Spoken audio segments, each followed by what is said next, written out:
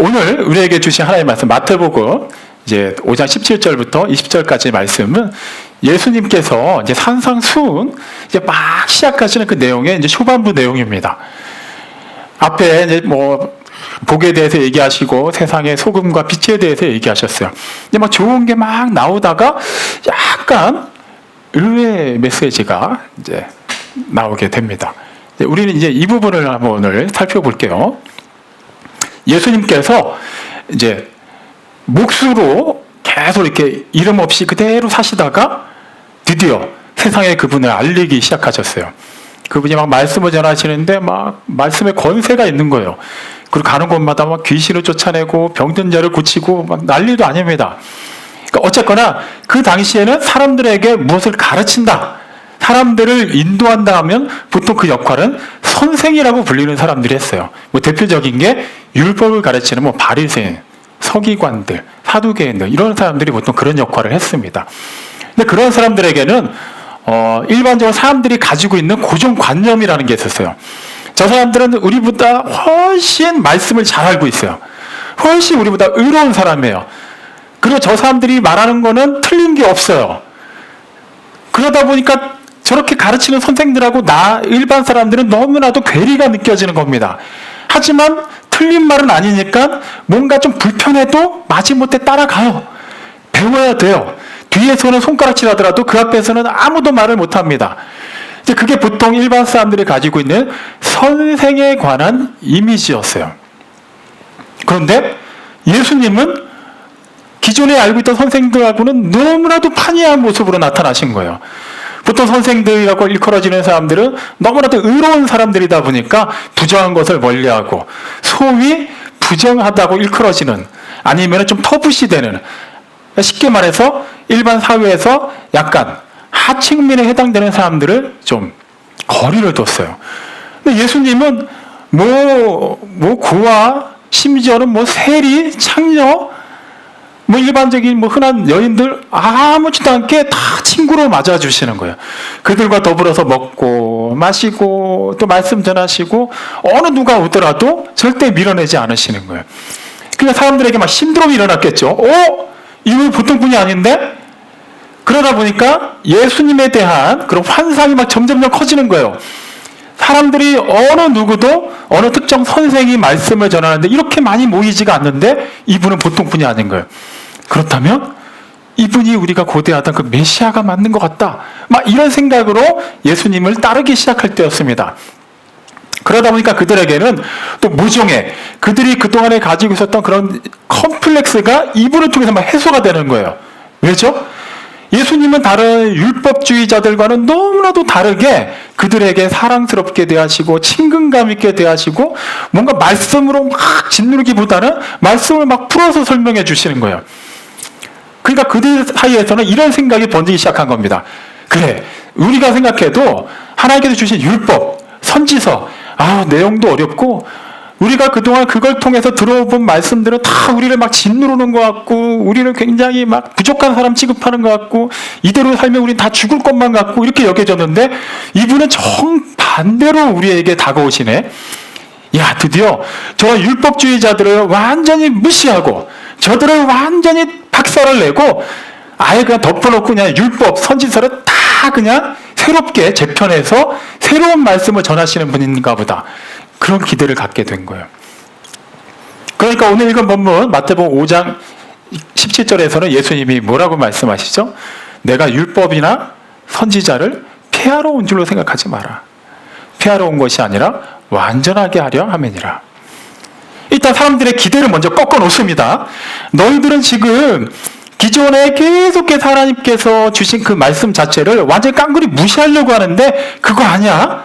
나도 분명히 그 말씀을 근거로 해서 너희에게 전하고 있단다. 나는 그 말씀의 성취로 이 자리에 있게 된 것이고 그 말씀은 살아서 지금도 나를 통해서 역사하고 있다라는 것을 말씀하신 거예요. 우리 통상적으로 하나님을 알아갈 때, 하나님을 이미 알고 있는 상태에서 알아갈 때도 하나님은 어떤 속성으로 이해하려고 하는 경향들이 있죠? 대표적으로 사랑의 하나님이에요. 틀린 말은 아닙니다. 하나님이 사랑의 하나님이 아니시라면 저를 비롯한 이 자리에 있는 어느 누구도 여기 있을 수가 없어요. 우리는 그 하나님의 진노 앞에서 이미 세상을 떠났던지 그 영원한 죽음 가운데 있던지 아니면 그 날만을 속절없이 기다릴 수밖에 없는, 하루 종일 교회 와서 살더라도 전혀 구제받을 수 없는 그런 인생들입니다. 그런데 우리의 신분이 완전히 변화가 됐어요. 그것을 베드로전서 2장 9절에서 그 전반부에 이렇게 말씀하죠. 너희는 택한 족속이요 왕같은 제사장이요 거룩한 나라 하나님의 소유가 된 백성이다라고 얘기하고 있습니다. 좋은 건 다 이제 우리한테 갖다 붙일 수가 있게 된 거예요. 근데 중요한 것은 뜬금없이 우리를 왜 왕같은 제사장으로 왜 우리를 그대로 내버려 두지 않고 하나님께로 이끄셔서 하나님의 택한 족속으로 만드셨냐라는 거예요. 그냥 명찰 하나 새로 파가지고 나는 이제부터 왕같은 제사장입니다, 나는 이제 하나님께 속겠습니다 막 자랑하라고 그렇게 하신 걸까요? 아니에요. 베드로전서 2장 9절 후반부 말씀을 보면 그 이유에 대해서 이렇게 말합니다. 너희를 어두운 가운데서 불러내서 그 기이한 곳 빛 가운데로 인도하신 하나님의 아름다운 덕을 선포하게 하기 위함이라는 거예요. 우리를 먼저 이렇게 불러내신 이유, 우리를 하나님께서 왕같은 제사장으로 임명하신 이유, 하나님의 소유, 세상의 소유가 아닌 하나님의 소유로 인정하신 이유가 무엇이냐 하면 우리를 그렇게 바꿔주신 하나님의 아름다운 덕을 세상에 선포하라고 하셨다라는 거예요. 그러니까 우리는 이제 구원받았구나, 나는 정말 하나님의 택한 백성이구나, 끝, 이제는 막 살아도 나는 그 신분에 변화가 없겠구나, 이것이 아니라 이제는 그런 삶을 허락하신, 전에는 감히 그런 걸 꿈도 못 꿨는데 그런 특권을 주신 하나님, 그 하나님의 자녀답게 살 수 있게 되었구나라는 마음을 가지게 하신 거죠. 오늘 읽은 본문 바로 앞에 나오는 마태복음 5장 16절 말씀도 비슷하게 말씀하세요. 너희는 세상의 빛이다. 그 빛인데 뭐 어쩌라고요? 그냥 우리끼리 그냥 반짝반짝 빛나는 걸로 뭐 자랑하라는 거예요? 아닙니다. 너희 빛이 사람들 앞에 비치게 하여서 너희의 그런 착한 행실을 통해서 사람들로 하여금 하늘에 계신 너희 아버지께 영광을 돌리게 하라는 거예요.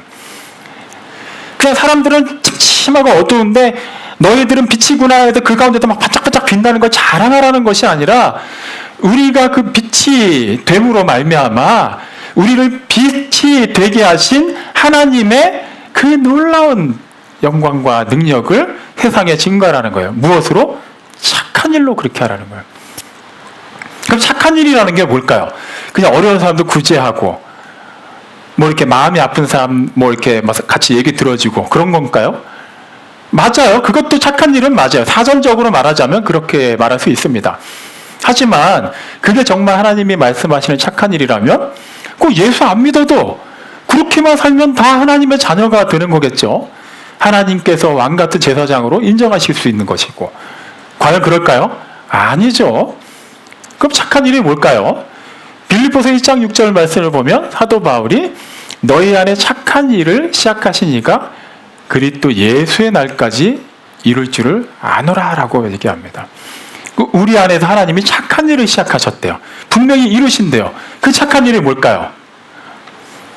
우리의 영혼을 거듭나게 하시고 우리의 영혼력을 완전히 새롭게 성령으로 나게 하시고 하나님의 자녀로 불러주시고 그 특권에 맞게 또 사용하시고 하나님께서 우리에게 구원을 허락하시고 구원의 역사를 이뤄가시는 것, 그것이 바로 하나님의 착한 일입니다.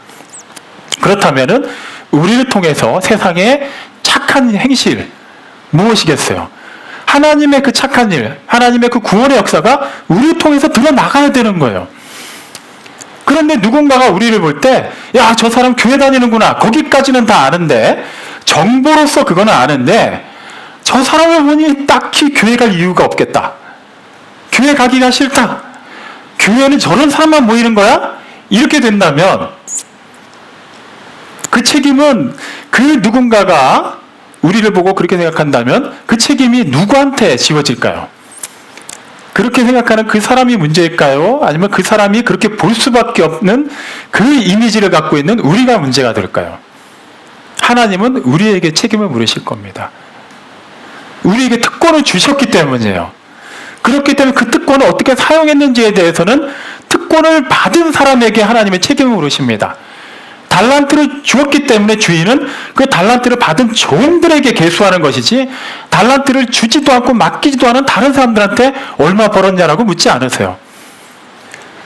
각자에게 하나님께서 은사를 주셨다는 것은 단지 내가 성령을 받았다는 하나의 사인이 아니라, 그것을 교회에서 그런 영성의 비교, 우위, 하위를 따지라는 것이 아니라, 그것을 가지고 하나님 나라의 확장을 위해, 하나님의 몸된 교회를 위해, 또 귀한 믿음의 공동체를 살리는 일을 위해 어떻게 사용하였느냐를 물으시겠다는 것이죠. 그렇기 때문에 여러분에게 정말 스스로가 나는 하나님으로부터 이런 은혜를 받았다, 나는 이런 건 조금 연약하지만 이런 거는 그래도 좀 자신이 있다라는 게 있다면, 그거는 최선을 다해서 하나님께서 활용하라고 주신 달란트가 되는 것입니다.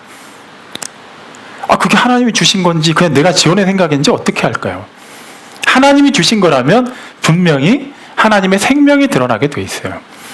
내가 그 특정한 무언가에 열심히 하나님의 이름으로 나의 영혼육을 순전하게 헌신했을 때 그 일에서 하나님의 생명이 드러나고 있습니까? 나에게서도 감사가 넘치고 있나요? 하나님께서 허락하신 일이에요. 하시면 됩니다. 근데 그 일을 하면 할수록 막 불평이 생기나요? 원망이 생기나요? 다른 사람들을 자꾸 비교해서 왜 나만 이러고 있지라고 생각하나요? 아니면 내가 다른 사람보다 더 위에 있다고 생각해서 자꾸 다른 사람들을 판단하게 되나요?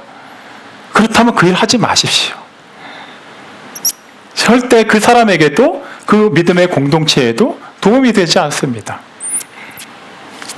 어쨌거나 하나님께서는 우리에게 그렇게 착한 일을 하라고 우리를 하나님의 자녀로 불러주셨는데, 그럼 우리는 그 일을 해야겠죠. 근데 여기서부터 부담이 가기 시작하는 거예요.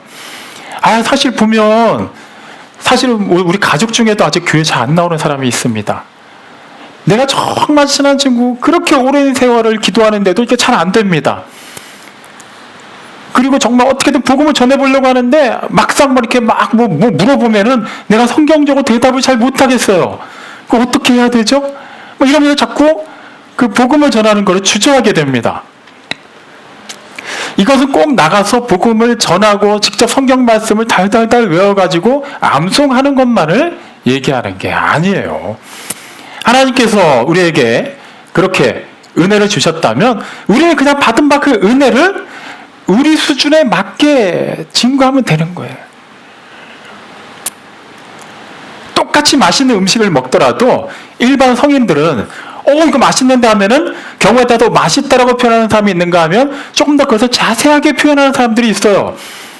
이거는 간이 심심한 것 같은데도 전혀 그게 무슨 다른 양념을 생각나지 않게 한다고 이렇게 표현할 수도 있는 것이고, 약간 짠듯한데 그렇다면 물이 맥히지도 않네? 그러면서도 막 이렇게 들어가고 나서 속이 후련해지네? 다양하게 표현할 수 있어요. 근데 어린아이들은 맛있는 거 딱 먹고 나면 그거 하나로도 아이들은 그냥 정말 맛있어요 라고 표현하는 거예요. 마찬가지입니다. 우리도 그냥 할 수 있는 그대로 표현하는 거예요. 하나님이 사랑이십니다. 그렇다면 하나님의 사랑을 전해야 되는데 여기서부터 또 고민이 되죠. 사실 계속 사랑하며 사는 게 힘듭니다. 나만 미치는 것 같아요. 그리고 사랑을 했는데 상대방한테부터 오는 거는 오히려 더 냉대하고 막 이렇게 차가운 반응입니다. 그럴 거면 그냥 나도 그냥 똑같이 대하는 게 낫지 않을까요? 일반적인 세상적인 사랑의 관점으로 생각하면은 그럴 수 있어요. 왜 나만 손해봐야 되지? 똑같이 줬으면 나도 좀 받아야 되는 거 아닌가? 그게 적용이 되는데 하나님의 사랑은 얘기가 다릅니다. 왜 그러냐 하면 하나님의 사랑은 일반적인 감정적인 사랑이 아니기 때문이에요.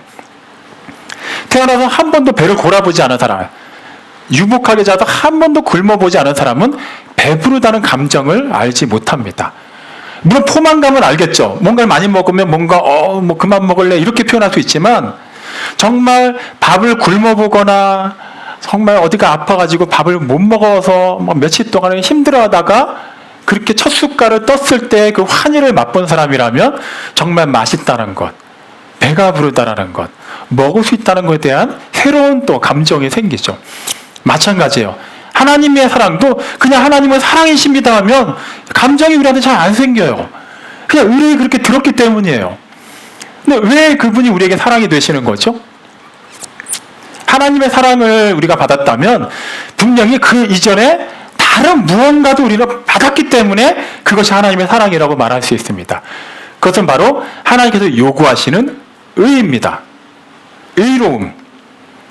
하나님께서는 사랑의 하나님이세요. 하지만 의로우시기 때문에 그분의 그 의로우심의 기준에서 우리를 똑같이 요구하세요. 나는 의로운데 너희는 그냥 추잡하게 살아도 돼. 너희는 어차피 피조물이니까. 이렇게 하지 않으셨어요. 내가 거룩하니 너희도 거룩하라 라고 말씀하신 게 하나님이십니다. 근데 그 의의 기준으로 살아보려고 하니까 돼요, 안 돼요? 안 되죠. 이미 이거는 누차 말씀을 드렸으니까 자세히 설명하는 거는 넘어가도록 합니다. 우리는 이미 그 부분에서 완전히 무너졌던 사람이에요. 그런데 그 의의 기준을 하나님께서 어떻게 충족시켜 주셨죠? 그분이 스스로 해결해 주셨어요. 어떻게 보면 우리 입장에서는 이렇게 말할 수 있죠. 아니, 그러실 거면 애초에 의를 요구하지도 마시고 그냥 계속 사랑하시면 되잖아요. 다시 얘기할게요. 그러면 우리는 하나님과 인격적으로 사랑할 수가 없어요. 남녀가 사랑한다고 할 때 그 사랑은 기본적으로 서로 간에 상대를 존중하는 마음을 기본으로 해야만 사랑이 됩니다. 한쪽은 한쪽을 너무 사랑해요. 근데 한쪽은 전혀 사랑하지 않습니다. 그러면 이게 50% 사랑이라고 얘기하나요? 아니에요. 좋게 포장해야 짝사랑이 되는 거고, 이 사람이 너무 집착에 가깝게 사랑한다면 그거는 폭력이 되는 겁니다. 절대 사랑이 될 수가 없어요. 마찬가지예요. 하나님께서 그냥 일방적으로 우리 사랑하시고 우리는 아무런 감정 없이 기계적으로 그 사람을 그냥 사랑의 하나님 이렇게만 받아들이고 있다면 그거는 절대 인격으로서 나누는 사랑이 아니라 하나의 폭력이 될 수 있습니다. 전혀 감정적인 교류가 있을 수가 없게 되는 것이죠.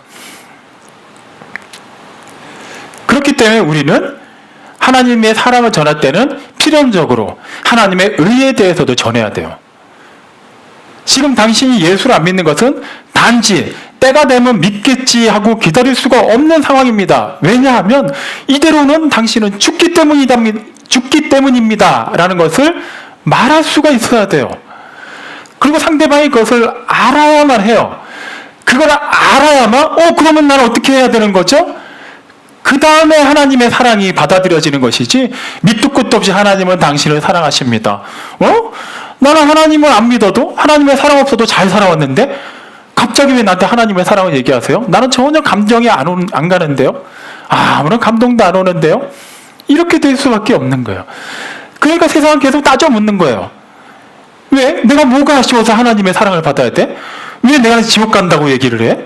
지옥이 있기는 있는 거야? 지옥이 진짜 있다면 무슨 사랑의 하나님이 그런 걸 만들어? 그러면 자꾸 말문이 막히는 거예요. 자꾸 사랑만을 강조하기 때문에 그런 것이죠. 예수님도 마찬가지입니다. 사람들이 그렇게 생각한 거예요. 뭔가 듣기 참 좋은 말씀만 하시니까 기존의 선생들은 막 뭔가 정죄하는 것 같았는데 예수님은 초반에는 뭐 회개하라 이런 얘기 하셨지만 그래도 막 위로해주고 막 그냥 가까이 해주고 막 안식일을 범했다고 막 바리새인들 서기관들이 난리를 쳐도 안식일에 막 병자들 고쳐주시고 하니까 그래, 이게 사랑이야. 율법에 대해서 사람들이 자꾸 막 밀어내려고 하는 거예요. 그래서 오늘 읽은 본문의 마태복음 5장 20절 말씀 보면 예수님께서도 얘기하십니다. 너희의 의의가 서기관과 바리새인보다 낫지 않냐면 결코 천국에 들어갈 수 없느니라. 아니 그냥 사랑만으로 얘기가 다 되는 것 같았는데 갑자기 다시 의를 얘기하시네요. 그리고 그것도 뭔가 의로운 삶의 표준이다라고 할 수 있는, 말이 표준이지 너무나도 수준 높은 삶을 살고 있는 서기관, 바리새인, 그들보다 의가 더 나아야 된다고 하니까 사람들이 막 충격을 받았겠죠. 이건 어떻게 하라는 얘기지? 다시 율법 조항을 하나하나 다 지키라는 얘기인가? 그러면서도 믿습니다 해야 된다는 것인가? 막 혼란이 오기 시작한 거예요. 예를 들어서 한번 얘기해 볼게요. 만약에 뭔가 이렇게 전염병이 상당히 위험한 전염병이 막 창궐 하고 있다고 쳐볼게요. 근데 어느 집 아이가 사람들이 많은 곳을 갔다 왔고 또 그 와중에 아이들이 많이 노는 곳에서 같이 어울려서 한참을 놀다가 집에 왔습니다.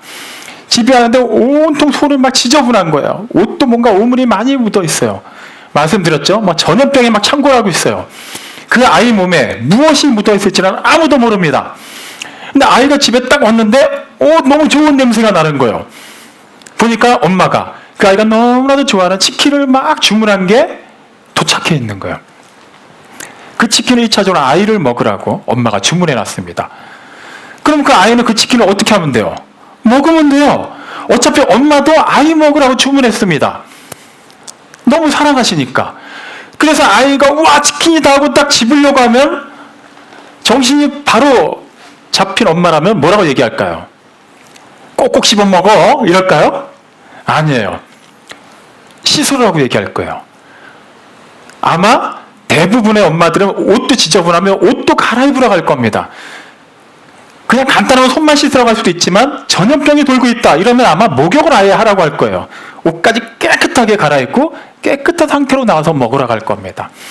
아이 입장에서 순간 고민이 될 거예요. 아니 어차피 나 먹으라고 시켰는데 내가 먹겠다는데 아니 왜 못 먹게 하지? 엄마는 지금 날 사랑하는 게 맞나?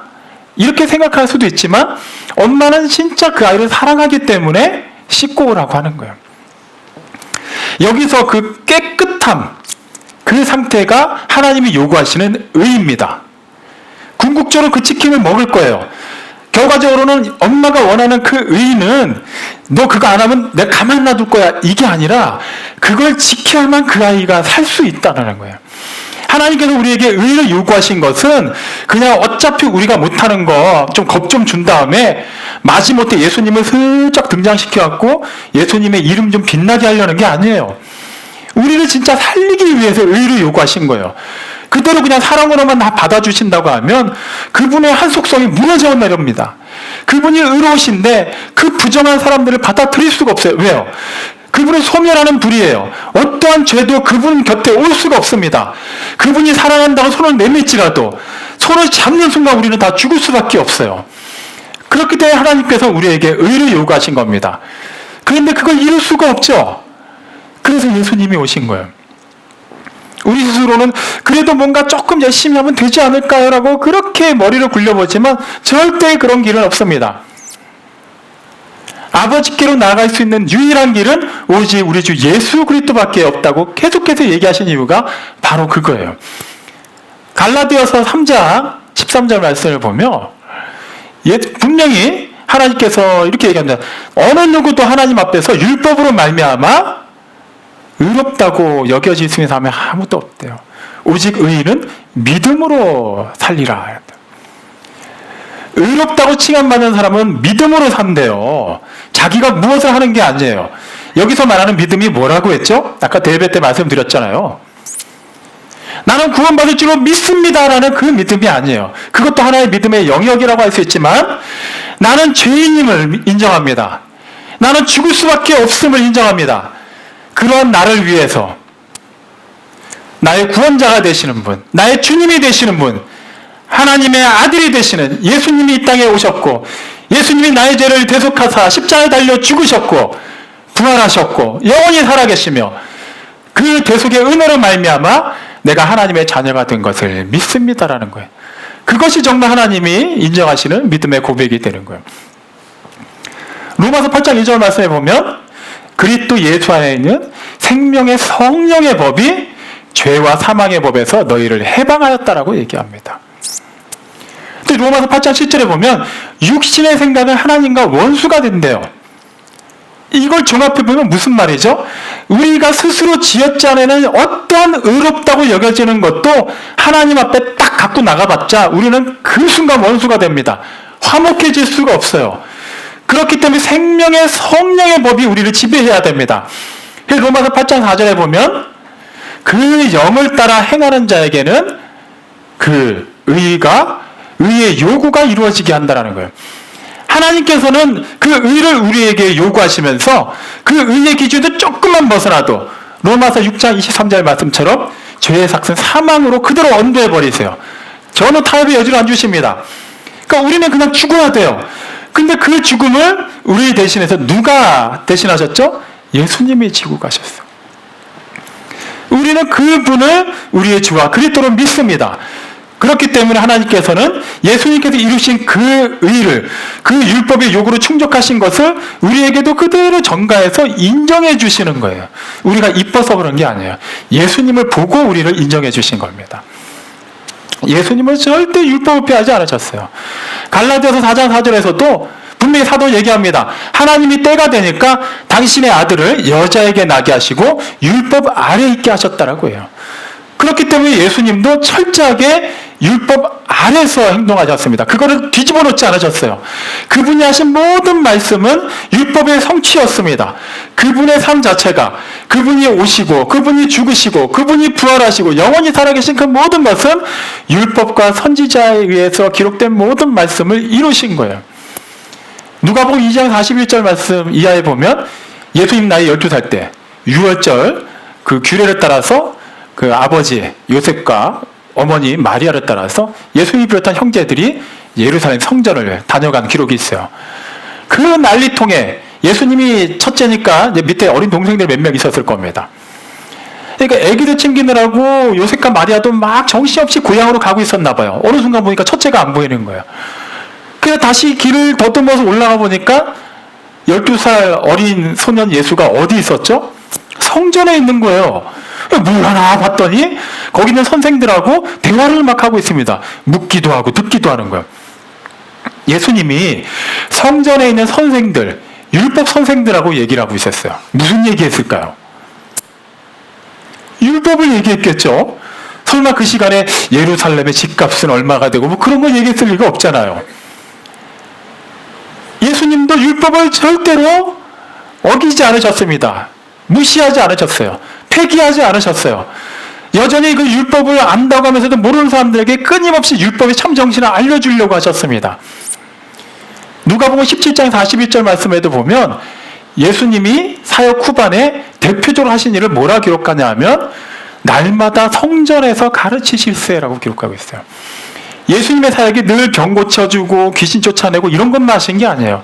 상당한 시간을 할애해서 하나님의 말씀을 가르치십니다. 왜죠? 그 말씀이 육신이 되어서 오신 분이 예수님이기 때문이에요.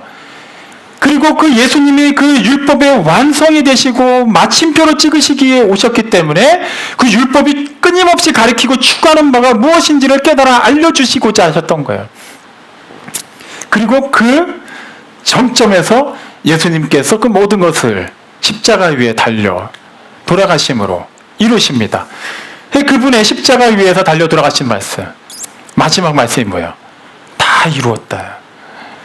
사람들 입장에서는 절대 이룬 게 아닙니다. 허무하게 죽은 거예요. 완전 개망신 당하고 죽은 거예요. 너무나도 억울하게 죽은 겁니다.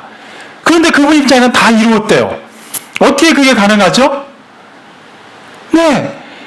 그렇게 그분이 율법에서 기록되어 있고 끊임없이 기다리고 있었던 그 사건, 그날, 그 놀라운 역사를 사람들이 봤을 때, 세상에서 봤을 때는 가장 추한 방법, 가장 비참한 방법을 동원해서라도 이루심으로 말미암아 하나님의 영광을 나타내셨어요. 그리고 하나님과 우리 사이에 막혔던 그 담을 완전히 무너뜨리셨습니다. 성소 휘장을 위로부터 아래로 쫙 찢으심으로 말미암아 어느 누구도 하나님께 나아가는데 거치는 것이 없게 하셨어요. 그 예수님이 우리의 주와 그리스도가 되시는 거예요. 단지 너희 의가 서기관과 바리새인보다 낫지 아니하면, 이 말씀은 단지 육적으로 행해지는 그런 율법적인 무언가를 열심히 하라는 것이 아닙니다. 그것도 필요해요. 하지만 하나님께서 정말 우리에게 요구하시는 것은 율법이 요구하는 참 정신이 무엇인지를 너희가 알고 있느냐. 그렇다면 그것을 정말로 깊이 고민하고 있고 그것을 바탕으로 해서 하나님의 말씀을 읽고 있으며 그 주어진 말씀을 가지고 어떻게든 너희가 주어진 삶 속에서 살아내고 있느냐라고 묻고 계시는 거예요. 나는 여전히 헌금을 얼마로 하였다라는 것으로 내 어깨에 힘을 잃어가고 있고, 내가 그렇게 시간이 없는데도 불구하고 기도회에 참석하고 교회에서 봉사를 하고 할 수 있는 데까지 전도를 하려고 하고, 그거는 정말 하나님의 영이 그 안에 거하는 사람이라면 호흡하듯이 당연하게 나와야 되는 겁니다. 너무나도 당연한 것 같고 자랑하는 사람 없어요. 우리가 주일날 인사를 할 때 지난 한 주간에 뭐하고 지냈습니까? 근데 예, 저는 지난주에 밥을 먹었습니다. 이런 사람 있나요? 없습니다. 왜죠? 그건 당연한 거예요. 작정하고 금식을 하거나 몸이 아파서 단식을 하는 경우가 아니라면 밥 먹는 건 기본입니다.